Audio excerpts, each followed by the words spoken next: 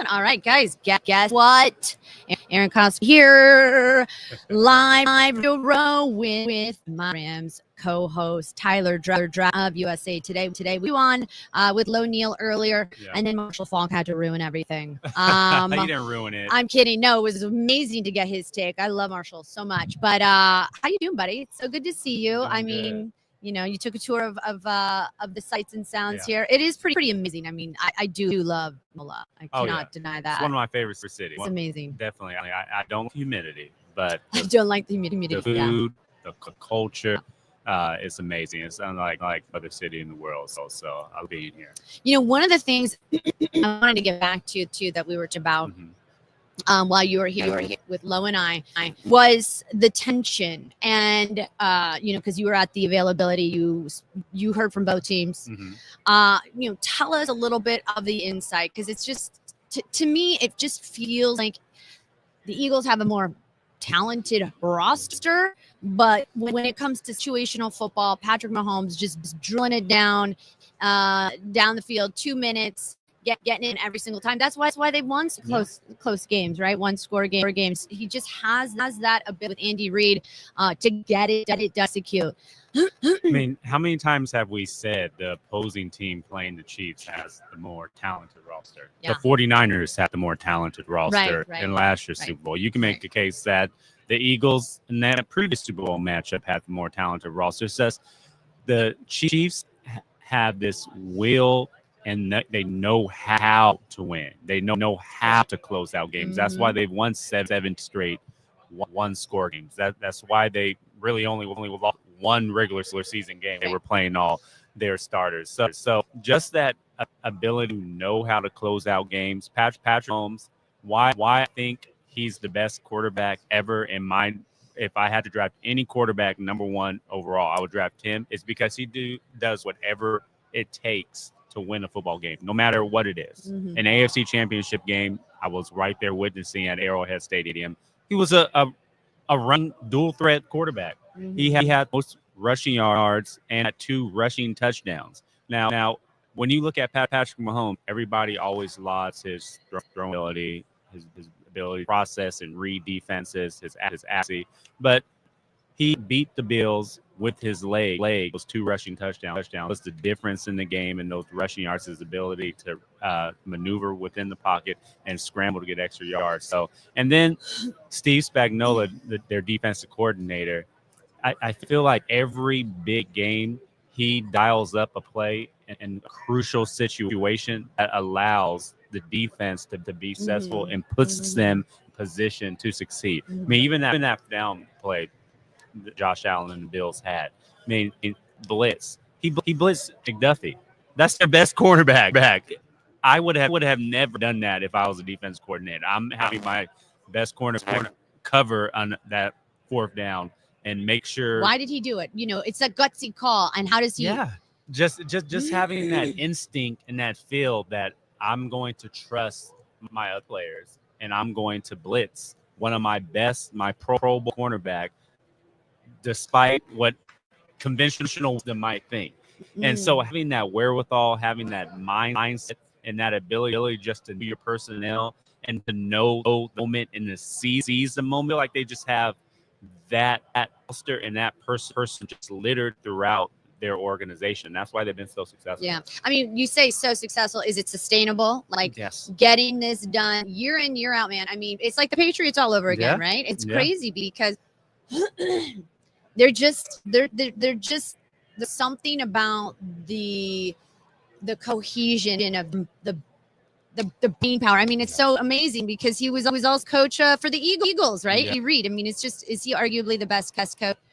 So he's one of the best coaches. Okay. I still have to give it to Bill Belichick. I mean, Bill Belichick's so successful, but Reid, I mean, he's still writing his resume, just like Patrick Mahomes is still writing his resume. So he can be the best coach ever. He's definitely a first ballot Hall of Famer and is going to go down in history as one of the best coaches, maybe even on the Mount Rushmore of NFL coaches. He deserves a lot of credit. His ability to just change with the game. I mean, the game hasn't passed him by, even though like an older head coach. I mean, he still has an innovative offense, runs plays that we've never seen before, runs you type of packages. So he's evolved with the NFL game, and that's to just his coaching style and just his prowess as an offensive minded head coach. I mean, I remember the whole Alex Smith debacle going.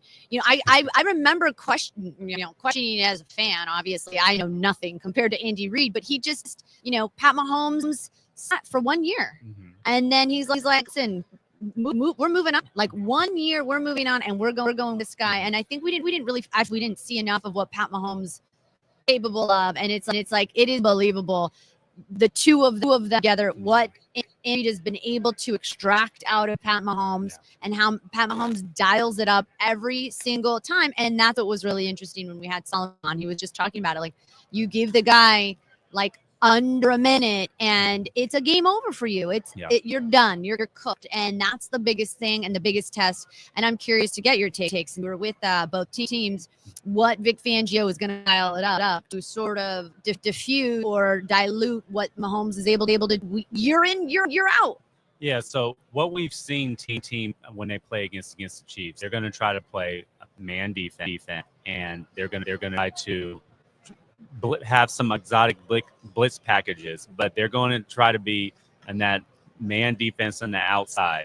So it's going to be interesting if Kansas City's wide receivers, particularly, the DeAndre Hopkins, the Hollywood Browns of the world, the Xavier Worthies, if they can separate from that man coverage, because even the AFC Championship game, although they won, they really not have a great game receiver. I mean, Travis Kelce, pretty good, but he was the only guy outside, and Xavier Worthy, the only guy that had decent games. And in fact, Xavier Worthy was the only receiver to record a catch. So that's not going to get it done against the Eagles. So I imagine the Eagles are going to look at that tape and say, I don't think that they have the receiver and the personnel that can separate from man-on-man coverage. We're not going to play a lot of zone. We'll see if these receivers can eat that man coverage. So it'll be interesting to see if they have the ability to do what it takes. But I think they do, because from talking to DeAndre, from talking to Xavier Worthy and Hollywood Brown, they're coming into this game confident. And when you're playing with a player like Patrick Mahomes, you're going to be confident. Yeah, you're not much to not be confident about.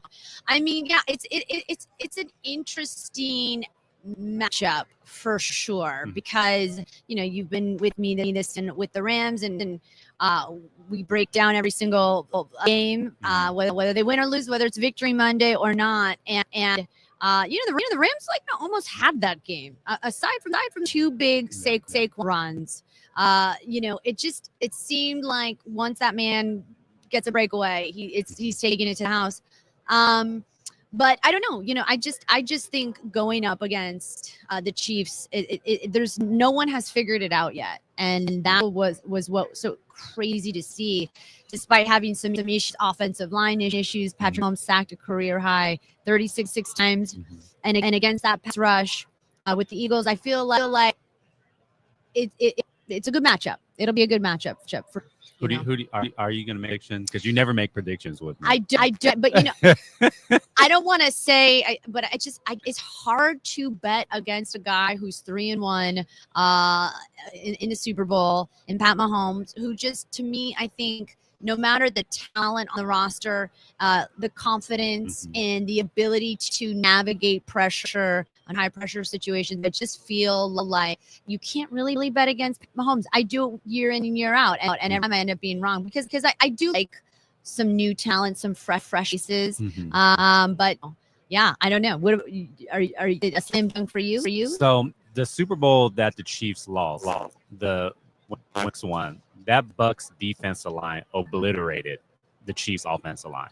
The Chiefs have since revamped their O-line. They've gotten better, especially in the middle and the interior.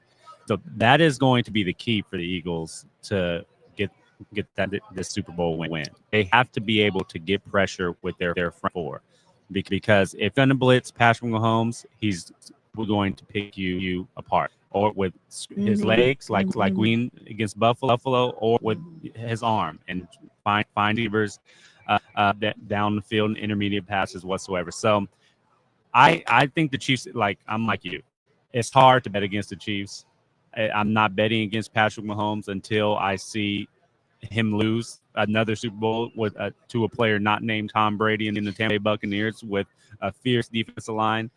And the Eagles had a better defensive line when the Chiefs beat them in Glendale, Arizona a few years ago. Now, can Josh Sweat-Noise step it up on Sunday? It's going to be difficult, but I got the Chiefs winning.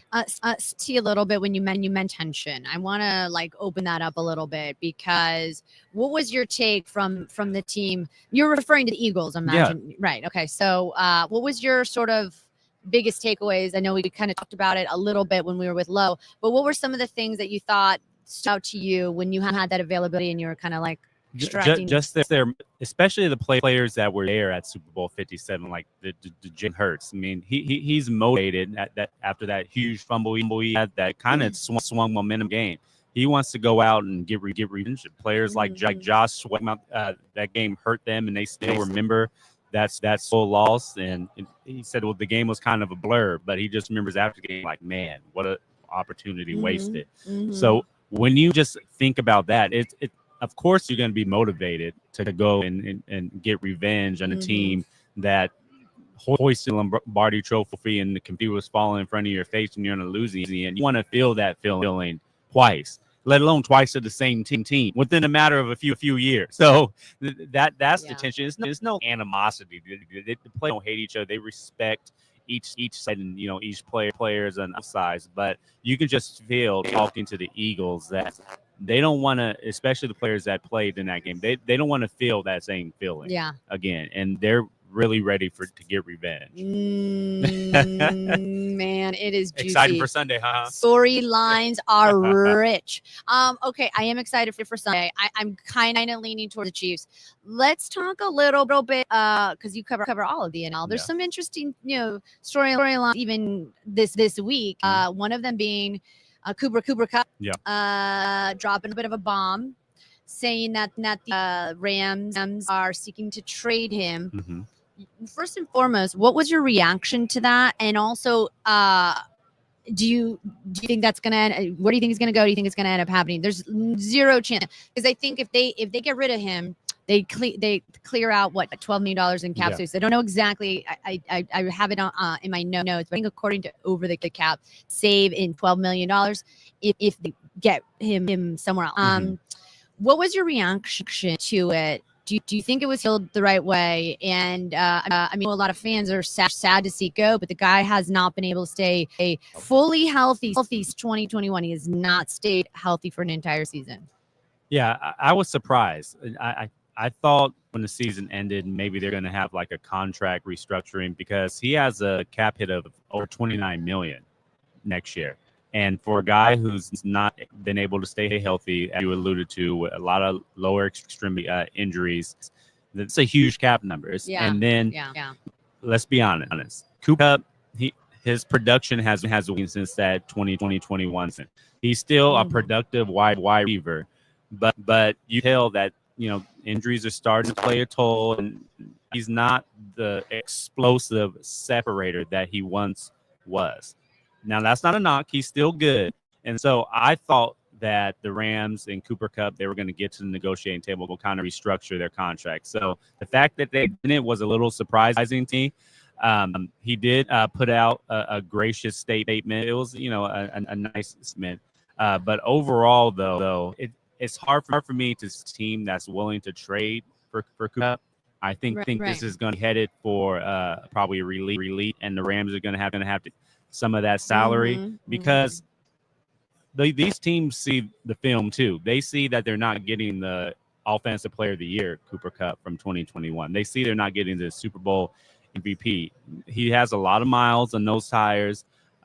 So he's still going to be a veteran leader in the locker room, a player that you rely on, can make big catches. We saw all make catches in that Eagles divisional game.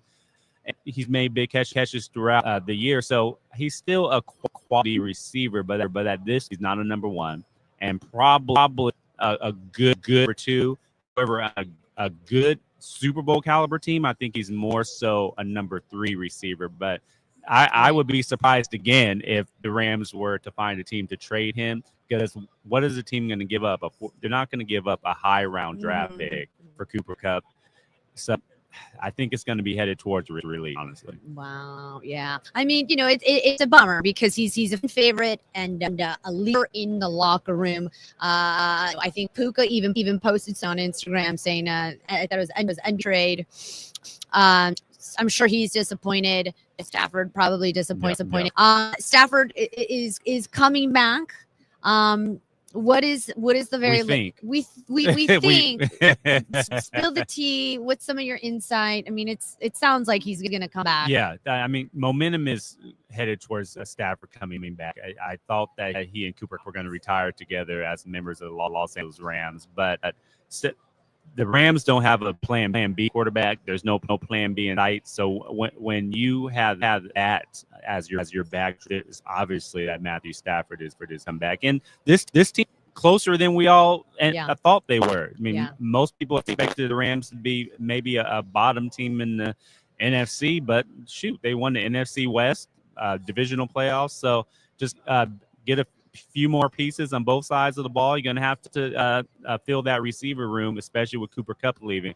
And this team be right back in the thick of thing once it's all said and done next season. Yeah, I mean, even McVay was saying they want versatility on offense. Yeah. It'll be interesting to see, how the offseason looks, the agent decisions. I don't think they have a ton of money in space. It'll be interesting as that division has been, clearly 49ers tanked this season without a running game, and certainly some interesting storylines for the Rams. Not here at the Super Bowl, certainly bummed. They couldn't get past that game against the Eagles. But it is the Chiefs and it is the Eagles and Super Bowl 59. We are here at Radio Row in New Orleans. My God, it is so much fun. My co-host Tyler, Dragon USA today. We're gonna take a quick break. All right, we're gonna do some maybe. I don't know. Eat something. I thought you said rounds of shots.